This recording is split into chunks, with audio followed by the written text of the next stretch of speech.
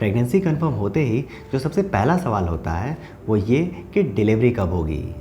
लेकिन बहुत सारी महिलाओं को अपनी ड्यू डेट कैसे कैलकुलेट करनी है ये क्लियर ही नहीं हो पाता है।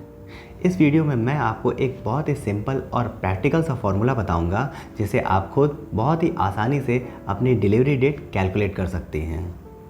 नमस्कार दोस्तों, मैं हूं नर्सिंग ऑफिसर अश्वनी। आप देख रहे हैं मेडिकोपंथी, जहां medical awareness, mother and child health care और गवर्नमेंट हेल्थ स्कीम को सिंपल और प्रैक्टिकल तरीके से समझाते हैं। डिलीवरी डेट निकालने के लिए जो सबसे इम्पॉर्टेंट चीज़ आपको याद होनी चाहिए वो है LMP डेट। LMP का मतलब होता है लास्ट मेंस्ट्रुअल पीरियड, यानी जो आपका आखिरी पीरियड आया था उसकी जो पहली डेट होती है वही आपकी LMP डेट होती है।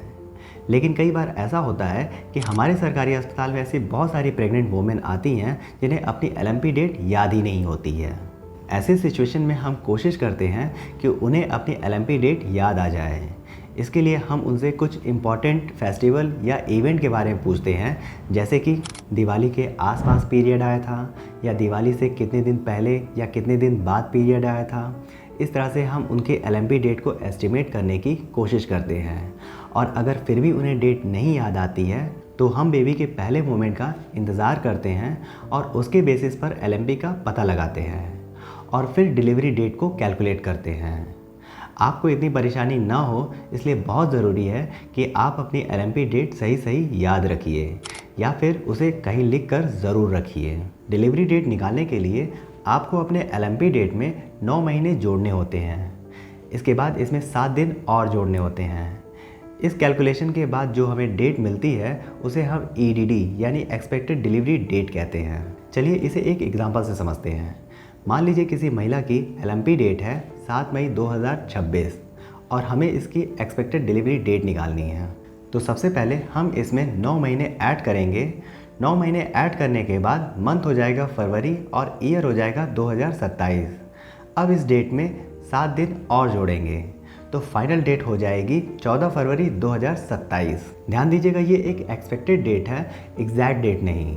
ये ज़रूरी नहीं कि डिलीवरी इसी दिन हो। डिलीवरी इस डेट के एक हफ्ते पहले भी हो सकती है और एक हफ्ते बाद भी हो सकती है।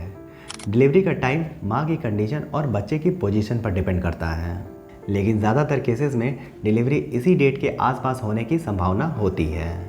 इसके अलावा डॉक्टर अल्ट्रासाउंड की मदद से भी एक्सपेक्टेड डिलीवरी डेट यानी EDD का पता लगाते हैं, जो बेबी के ग्रोथ और साइज़ पर डिपेंड करता है। एक और ज़रूरी चीज़ जो आपको जाननी चाहिए कि प्रेगनेंसी का जो पूरा 9 महीने का समय होता है उसे हम गेस्टेशनल एज कहते हैं। गेस्टेशनल एज को महीनों में नहीं बल्कि हफ्तों में यानी वीक में गिना जाता है और पूरी प्रेगनेंसी लगभग 40 हफ्ते की होती है और बेबी के ग्रोथ और डेवलपमेंट को भी वीक के हिसाब से मॉनिटर या मेज़र किया जाता है। उम्मीद है डिलीवरी डेट से जुड़ी सारी इंपॉर्टेंट जानकारी आपको मिल गई होगी।